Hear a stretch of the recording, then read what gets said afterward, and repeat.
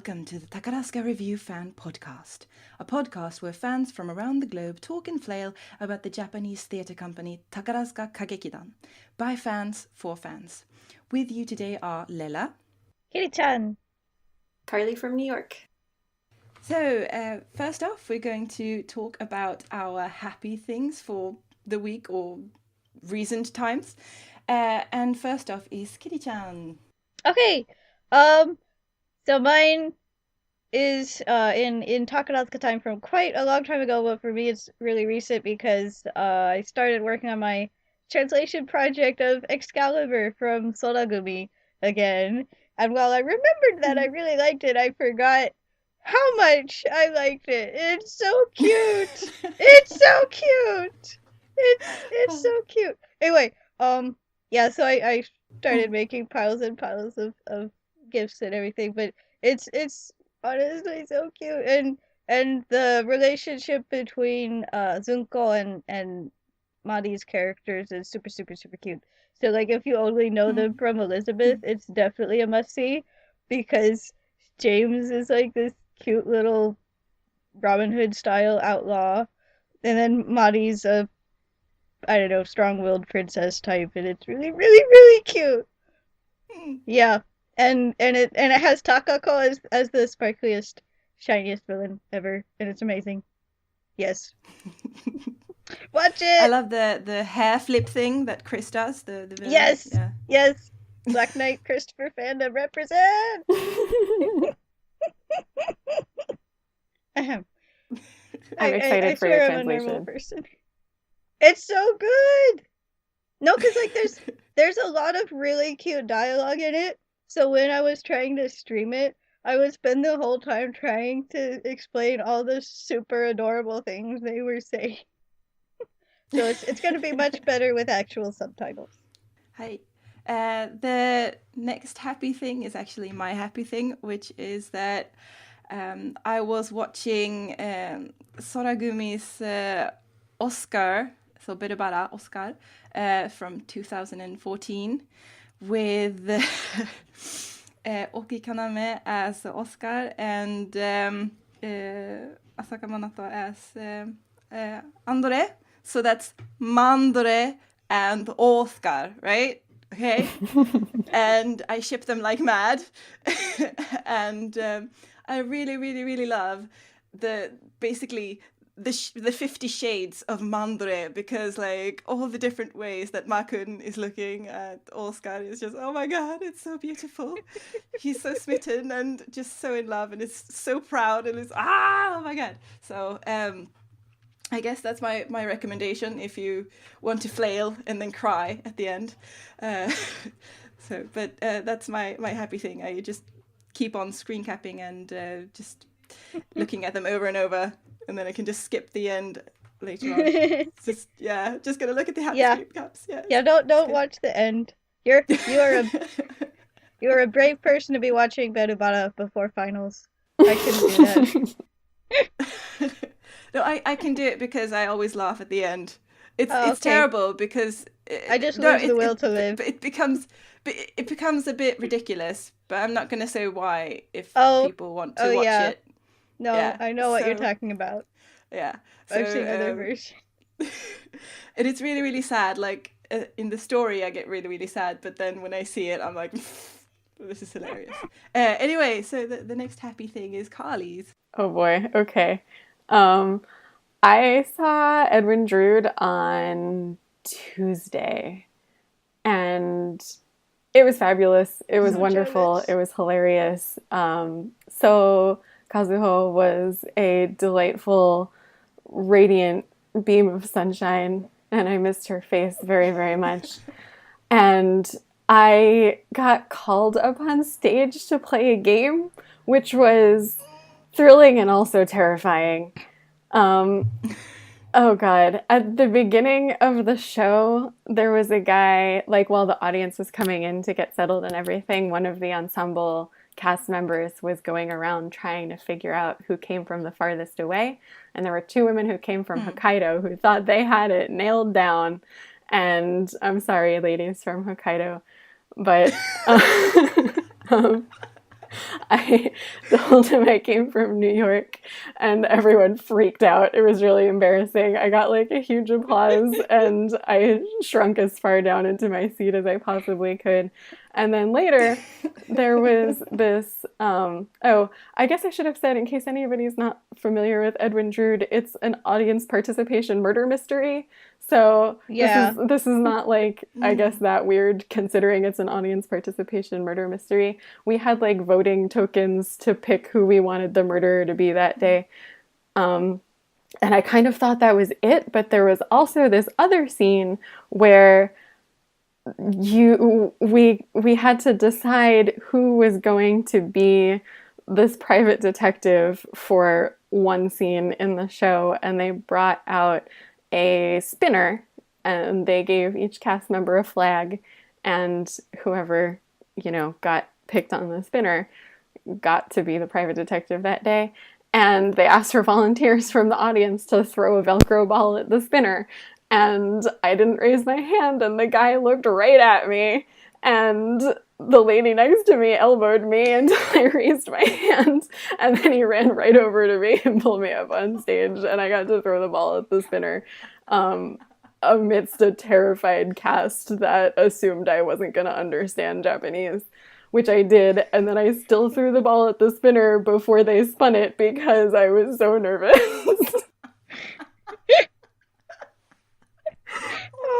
But it was really fun, and I won a program. And so was the only one not on stage at this time, which was unfortunate, but I'm not complaining. I mean, it was still a pretty great experience. I am Oh my god. Literally the only one jealous not on beyond stage. words right now. I'm actually not jealous at all of the fact that you got to be on stage, because I would just like melt into a puddle. It was terrifying. I mean, that's why I didn't raise my hand in the first place. But oh boy, I won't forget it now. That's for sure. It's like, you have been chosen. You may not want to, but you have been chosen. And this is how it will be. God, oh my gosh. But it sounds like such a great day. It was fun. It was a really good show. It was so funny. I was basically just crying for 3 hours because it was so funny. How long will it be on? I think it's in Tokyo until the 25th of April, and then it's playing in Osaka in May, but I'm not sure for how long. Okay. Hi. Oh, awesome. Oh. Did they have pretty outfits as well? They had beautiful outfits. Because I've seen the promo shots as well, and she had like this really, really cool... Yes, So looked beautiful and adorable. Everybody else had some combination of either like really dapper or really ridiculous. But it was a small cast in a small theater, so it wasn't like a huge blow your hair back dramatic production, but it was adorable and it was so funny and just so much fun. If you have a chance to see it, I definitely recommend it. Brilliant. Oh my god. And I guess this brings us to the next fantastic thing that has happened this week, and that is the Elizabeth press conference. Yay! And we haven't seen a video of it yet, but we have seen promo shots. We have seen the death outfit. We sure have. And I'm just like really, really looking forward to that now. It's gonna be so Not that I wasn't before, but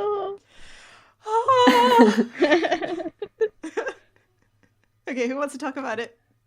I'm kind of like screaming right now on the inside, so I might not be able to. I translated one news article about it because, forget the essays. This is important. Damn it. So that's actually gonna go up. It's gonna be up by the time this episode comes out. But anyway, the director said that Ma-kun's death is really Visual Kei inspired with the hair and the makeup and everything. So that was cool. He also said, or both of them said, I think, that she's going to be the most aggressive Todd yet. Interesting. I did not Which will be that. interesting. So Which I was like, oh, okay. And then I remembered Mizu exists. Okay, that's gonna be interesting. Zuko was pretty aggressive. And then she said that in Ulsa's production of Elizabeth, it was the first time she ever had lines in a Takarazuka show. I think it was the scene from Milk. So she says, "Byonin ga iru," and she says, even that one I couldn't do right. So it was cute. Oh, God. Yeah, no, I'm really looking forward to that. I'm hoping I will be able to see it on my birthday. If we can't see it on my birthday, Kiri-chan, will you hold me while I cry? Yeah. Wait. I think. Yeah, we're just gonna have to try for any of the weekends, because I think the 10th is gonna be the last weekend of its run. You said your birthday's the 10th, right? So that might be really hard to get. No, it's the 1st. Oh, it's the 1st? Why am I so dumb? Okay, we might be in better shape then. I don't know why I thought that. I'm sorry. 大丈夫、大丈夫。 Just bring a tarp and sleep outside the theater. Yeah. Yeah. Basically, that's what we're gonna have to do. Like, we're gonna have to do a mad, crazy run to Tokyo. Yeah. And just cut class on Fridays because some things are more important. Of course. Hi. Well, we'll see how it pans out. But yeah, definitely looking forward to seeing Makun's death with a darker wig and just her entire attitude and the boots. Oh my god. And the whole outfit as well is really, really cool. The patterns and everything. Just, looking forward to that. Hi. Shall we move on to the main part of today's podcast? Yes. So today we are going to talk about Koumori, the Entertainer. Yay! Kat is so tired now. It's oh my god. Okay, but first off, Kitty, what is an operetta? Okay, operettas are, they're, most of them came out in German actually, but they're a type of comic opera, but it's not quite an opera because they have interspersed dialogue, which in general for opera is a no-no, but nobody really knows quite where to draw the line. But operetta became its own specific thing. So they usually featured lighter music with lots of the popular music of the time, so like polkas and waltzes. And they usually had very silly plots, very farcical plots, very crack bow hall style plots. And Takarazuka, I believe, has done 3 of them, unless there's more that I don't know about. They did The Gypsy Baron by Strauss, and then The Merry Widow by Lehar, and then the Fledermaus, Koumori, the bat, is also by Strauss. And then while they're shorter than a full-blown opera, which can run 3.5 to 4 hours, they're still not short. All of the ones that Takarazuka's done, they cut down from 3 acts. But since the plots are so silly and fluffy, you can kind of get it down to 1 act if you have to, without too much damage. Merry Widow, they put in 2 acts, and it worked pretty well. Okay, that's what an operetta is. Yay! Wonderful. And Michan really wanted to do an operetta, isn't that right? Yeah, she said Yes, she she wanted did. to do a really happy ending show without anybody bad. I don't think we mentioned, in case anybody doesn't know, the Koumori, the operetta in question, is the currently running Hoshigumi Grand Theater production Yes. that is going on right now. They just had the Shinko last week, right? Yes, Or was they it this did. week? It was on April 5th, I want to say. I was there. I saw it. Oh! I saw the picture of the leads and they're really cute. They were really cute. I thought they did a really good job. Is it a show that's very difficult vocally, or? I think it is difficult vocally. I don't know that I'd call it inherently difficult vocally, but it is always difficult vocally to try and live up to anything that Michan sings.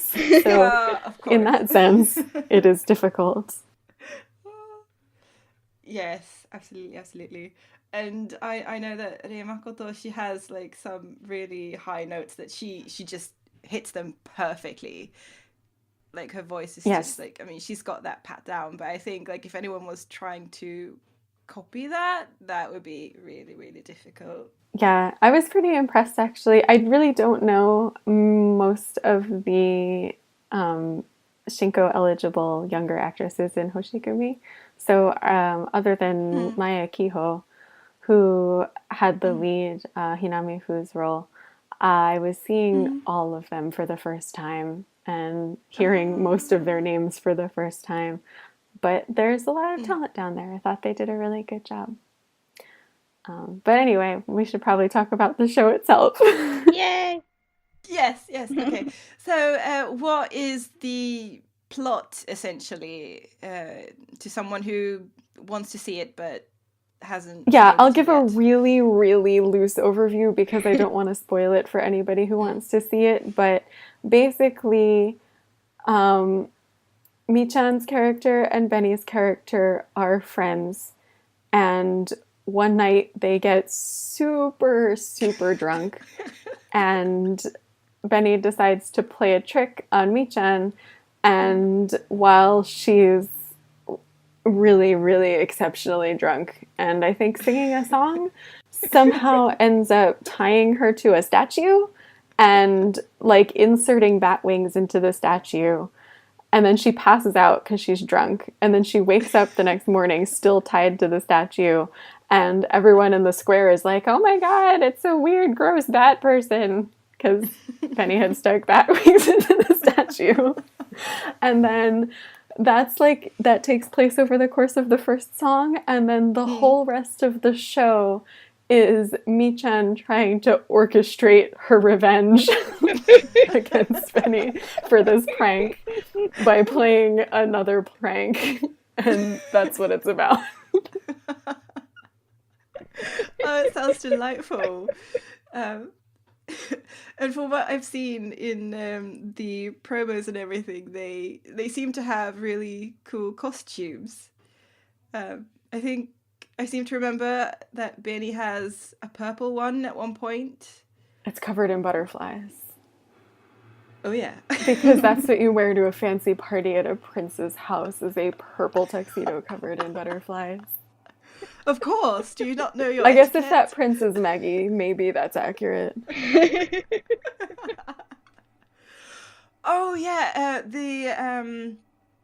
like in the promo as well, Magee sings this song where she has like these vocal fluctuations, or it's like vocal slide in a way, and I was like, oh my god, like this is so perfect. Like she has to have practiced that so many times, because it's supposed to sound a bit off, and making something sound a bit off perfectly is super duper difficult. So kudos for that. That's amazing. Yeah. How was she as well in that? She was hilarious, predictably. She just nails that really, really strange, flamboyant, awkward foreigner thing so perfectly, while at the same time looking regal. I have a question about Maggie's character. Yes. In the original show, it's a travesty role, so it's like a mezzo playing it. Did they reference that like at all, or was What she is just that? doing it as straight otokoyaku? Travesty means it's a girl dressed as a guy playing a guy. Okay. So oh right. I think Lisa mentioned that either on another episode or while we were talking about another episode. They did not reference that as far as I know. I think it was just a straight otokoyaku role. Okay. Obviously, I Yeah, mean, 'cause- she's a woman, so I guess inherently it's referenced. Yeah. But I mean, I could have missed it. My Japanese is still it's passable, but it's not perfect. So I could have missed it, but I think they just played it straight. Yeah, because Maggie's never done a female role that wasn't for comedy. Like she was one of the Wicked Stepsisters in Beauty and the Beast, which was hilarious, and then she cross-dressed for like 2 minutes in Scarlet Pimpernel, but I think that's it. It was hilarious. Yeah, this is straight at Tokigaku, I think. Yeah. Okay. Just wanted to know. Other comments that I had about the promo I saw was Binny's, comedy scream, because she has a signature one that's pure Binny, and you're like, oh, I hear the scream, that's her, I know it, I don't even need to see her, I just know it's her, and it's perfect. And she has the same scream in like Meguriai wa Futatabi when she plays Bourguignon, and I was just like, oh, there she is, it's fantastic, yes. I love it. And I am really looking forward to watching her play basically a drunk dude. I think that is hilarious. I also saw the cafe break where they talk a bit about Koumori before. I don't know if it was before the premiere or just earlier on. But anyway, and they were talking a bit about how it's a comedy character and that she's really, really good at those. Would you say that was true for the show, Carly? Yes, she was hilarious and she was dialed up to 150%. Really, I mean, something that I think is interesting about the show is, and I noticed this more when I saw the Shinjin Koen, and I really was not familiar with the first two actresses, the lead two actresses. They're billed pretty equally. Like they have, it doesn't feel like this is the top star role, this is the Nibante role. They're really very equal parts, and the only distinguishing feature is that Michan is the one who gets with Fuchan. But other than that, they're really, really equal, and I think part of that was the role, but part of it was also definitely Benny's strength as a comedic actress. I mean, she's just an amazing comedic actress, and her poise and her power in general. I think she was very, very comfortable in that role and in charge, and it made her seem very, very large on stage. She felt very equal to Michan, and they played off of each other very well. They were very funny. And Michan, she's very there as well, I think. And she's quite good at improv as well, isn't she? She just goes for it. Yes. That's true. So what did you think of Michan's performance otherwise? I thought it was very good. Sorry, I'm just asking lots of questions. That's okay. No, it's rare that I have an opportunity to go see a show and then come back and talk about it on a podcast, so it's kind of fun.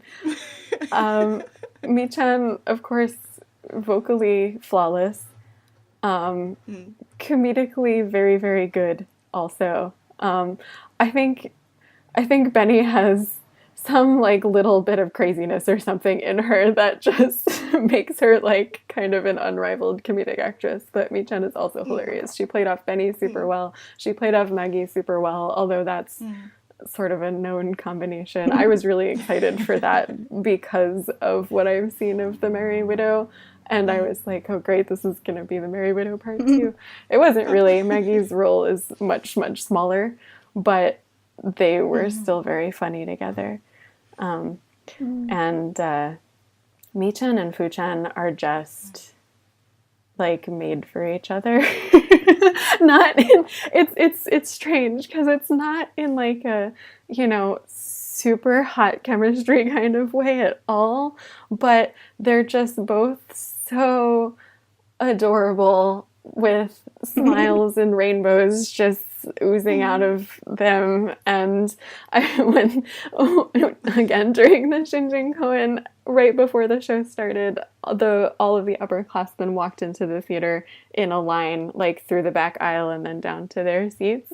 And everyone else looked, they were being serious, and both Mi-chan and Fu-chan just had like the biggest, goofiest smiles on their faces, like, oh god, we're just so happy to be alive and going to the theater tonight on this beautiful, beautiful night.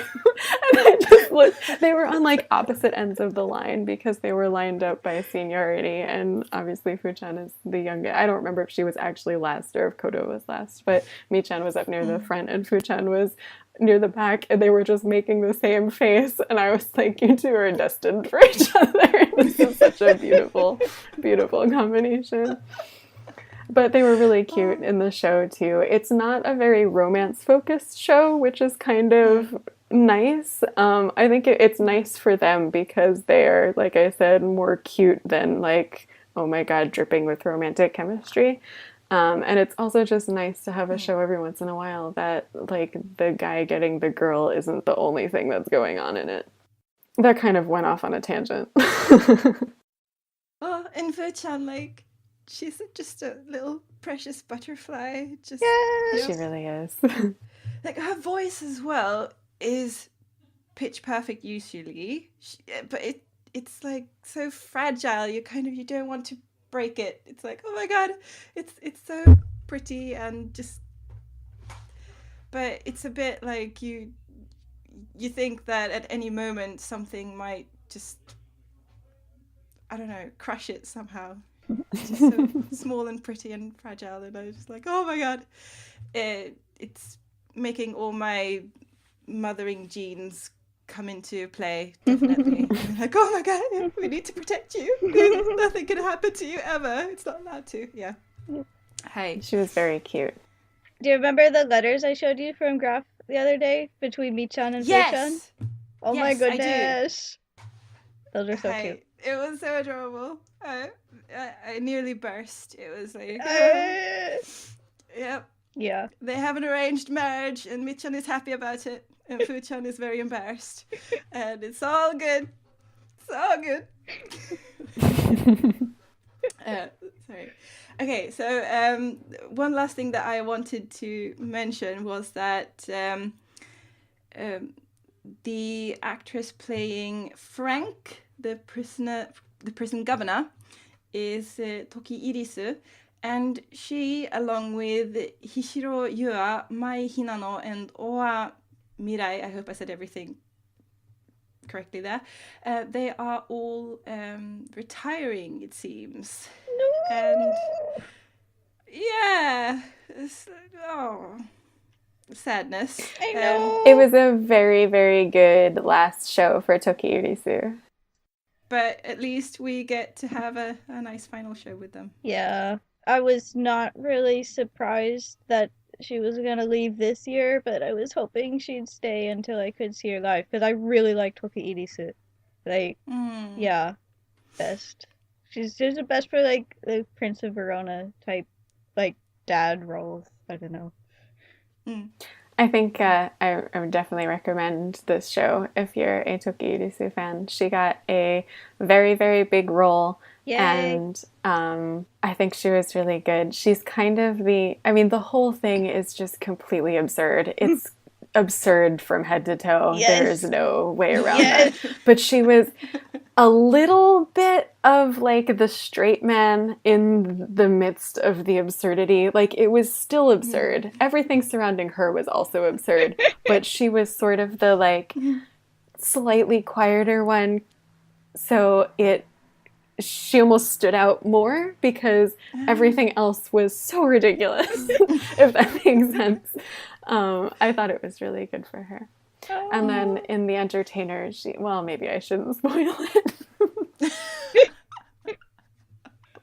But yeah, you should watch that too. Okay.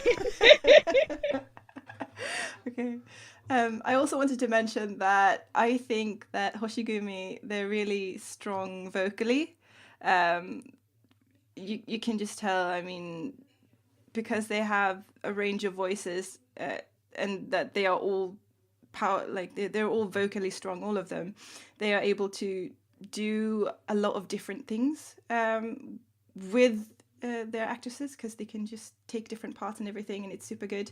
I was thinking a bit about the show, The Entertainer. Isn't it Magee and is it Toki Irisu who just jump on stage and just blurt out perfect English? I don't remember that happening, but it may have happened. I have a really bad memory if I only see something one time, but it's actually, yes, that seems like something that happened. Because I'm like, I know that's a ringing endorsement, but yes, that seems like something that happened. Because I was just like, oh my God, I'm so proud of them. Their English is perfect. It's just like, oh my God, because I do love the English. That's, one of my, pure. I hate it when Swedish people have bad accents, but I love it when people from other countries have bad accents. It's like my favorite thing. And I especially loved how they kept singing the Entertainer in the... they fixed that. Yeah, I was wondering about they fixed that. Like, yeah. Someone told them how to pronounce the Entertainer. Oh, it was just like going...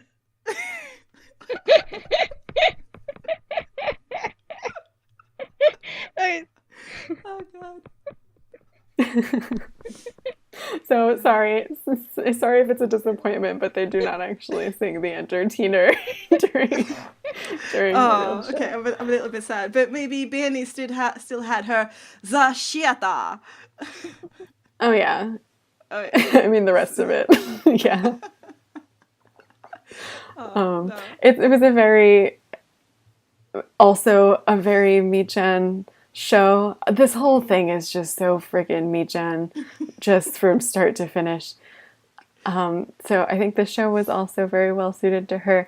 It was also pretty absurd. It was more of a comedic show than like a I don't know, whatever I don't even know how to break reviews down into genres, but I don't think it's possible to break this down into genre, actually. This had some more ridiculous comedic scenes in it that I don't know, I kind of felt like together with Koumori, it was just like so much absurdity. Which I guess depending on if that's your thing or not, it could be a good thing or it could be a bad thing. But individually, they were definitely entertaining. Yeah, I was thinking that as well when you said that the show was very Michan, that she's in for that musical palette thing. She likes that, right? But just different bits. So it seems like they do that for her. They just like take in different influences and different bits, so that it's like a smorgasbord of things. It was a smorgasbord. They're mostly ridiculous comedic scenes, but there's also some very classic Takarazuka scenes, and there's a scene where she plays the piano and sings, which is beautiful. Ooh.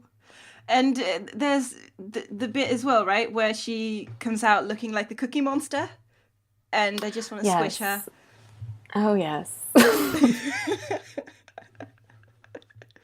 Yeah, that seems like, she seems like a floofball, and I just want to squish her. But I was thinking something as well before when I was watching the press conference, and that was that their sparkly outfits are really, really, really sparkly. And I was thinking, like, if you wear something that's super sparkly, like even in the armpits, isn't it quite difficult to move without, like, getting sequins all over the floor? And I'm just thinking it could be a hazard, potentially. Yeah, like, it could having be. that much sparkles on you. So, I got a close-up look at the costumes from La Esmeralda when they were on display in the museum above the Grand Theater last month. I can say for sure that they took a beating.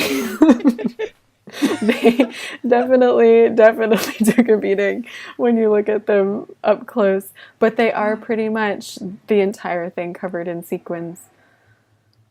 I imagine it's difficult to move. I mean, they don't seem to look like they have difficulty moving on stage, but I do wonder about sequins falling off. I guess the whole stage is just such a mass of sparkles that one flying sequin probably goes unnoticed most of the time. Hi. Do we have any other comments about Koumori before we move on? Or the entertainer, obviously, of course. No, we're feeling satisfied? Hi. I think we're satisfied. Well then, let's move on to Falstaff. Yes! Which is Magee's show. She's going to have a show. So, Kiri-chan, I know you want to talk about this, so go ahead. And I'm going to have a small breakdown. Oh my goodness. I'm gonna die. Okay. Yeah, so Magee is finally getting the respect she deserves and getting her very first bow haul. And I about cried, and then I about started screaming in the computer lab at school when I read the plot synopsis. Because it's... What is it? She's playing the character of Falstaff, who is one of Shakespeare's most famous comic characters, but it's Falstaff getting dumped into the world of Romeo and Juliet. So then she has to fix things, and it's going to be really funny. And Adi plays Romeo, which is going to be awesome. Anyway, so I'm extremely excited because I can't believe. And oh man, who did the music? Because it's a really good writer doing the music, and I can't remember who it is right now. Hang on. But I know it's somebody really good doing the music. Like it's like a really good bow hall crack person, I'm pretty sure, writing this. But I can't remember who it is right now. Do we know when it will be running? It's It's October, I think. It should be something around there, because if it's concurrent with King Arthur, it'll be about a month after Masaki's Taidan, which I think is September. Yeah, it's September 9th. So it should be late October, I guess. And you're not going to believe this, but I think Takawiki is down, so I can't talk about that. Oh, so it wasn't just me. We'll put a note on the blog about who the composer is. Because I'm pretty sure, because I went like, oh my goodness! So, anyway, so I'm really excited, especially because I want to know who's going to play the rest of the Monte Crew and Tybalt, because that's usually who I care about the most. So, and there's lots of good Tsukigami actresses who could do that. And I really want Shimon Yuria to be in it, because I feel like she would be really good in this kind of show. Because it suits her typecast better than anything with King Arthur or whatever. Okay. Yes. And so it should be a happy ending for Mercutio and Tybalt as well. I'm fairly hopeful they won't kill anybody. Maybe they could die a bit less. That would be a good development, maybe. Yeah, they said comedy, darn it. They better not. No. Yeah, anyway. Tybalt can have a pile of puppies instead. No! It's fine. Kittens. Tybalt get cats, remember? Kittens. Cats. Tybalt is for cats. Okay. Mercutio is the dog person, I'm pretty sure. Yeah. Okay. Because Benvolio... Fine, they can have a pile each. Benvolio basically is a dog. Because like when Magee played Benvolio, she was basically like this big like German Shepherd or whatever, trying to protect them. And I was like, oh no! So now she finally actually can, and I'm like, yay! Anyway. I have been ignoring most news since I've been here out of lack of time, but just listening to you talk about that, I got really excited. Good! That's how it Do you works. think if I just like hid behind my mini fridge, they would let me stay in the country? Maybe. I'm not sure. You don't need a visa, right? You can just live in someone's cupboard. It's fine. Yep. No problem. Hi. All right. Do you guys have anything else that you wanted to share with us today? Or I'm all set. Yep. I did until just now. That's how it always works. Forgot. Yeah. So I would like to say thank you to the listeners for joining us today. And this is everything from Kitty, Carly, and myself. Thank you for all of your comments that you have given us on our blog. And if you have any questions or comments, feel free to contact us on our blog, which is kathian.net/Takarazuka podcast. Have a wonderful day. Bye. Bye. Thank you. Hey everyone, Jen here. I was sorry to miss out on this podcast, but I had family things to do. However, I did want to make sure we got to some of the questions and comments that our awesome listeners have been leaving for us in the podcast blog at kathian.net/Takarazuka podcast. Apologies if I miss anyone. First of all, we had a really wonderful response to our Q&A episode with lots of great information added. Anne wrote in that the car commercial features Amao Yu, not Minoru Ko as Oscar, which is 100% correct. I think my brain was just stuck on the actual 2001 Berubara production when I was talking, so sorry for that. Rachel wrote in to remind us that the TV show Underwear is called Atelier in the US and is available on Netflix. And also that it has 2 Takarazuka top stars in the cast, Daichi Mao and Ranju Tom. Rachel also had a question about sponsors and how the actresses make a living. Now, all of my information is from various people over the years, and some may be out of date, and some I might be remembering wrong. However, taking it with a grain of salt, I believe that the current system is a contract for something like 3 years when they join, and then the contract is renewed annually or maybe semi-annually after that, at the discretion of the company. I'm not certain if the salary information is made public anywhere for the various contracts. If anybody knows, I'd love to look it up. Now, about sponsors. Takarazuka stars are usually fashion plates off stage, and although often some of the things that they wear are gifts from fans, having a diverse brand name wardrobe for interviews and for irimachi and damachi can be expensive. Add in costs of things like providing food or snacks for the theater staff and troupe for certain events and other things, and you can see how a typical salary might not cover all the expenses.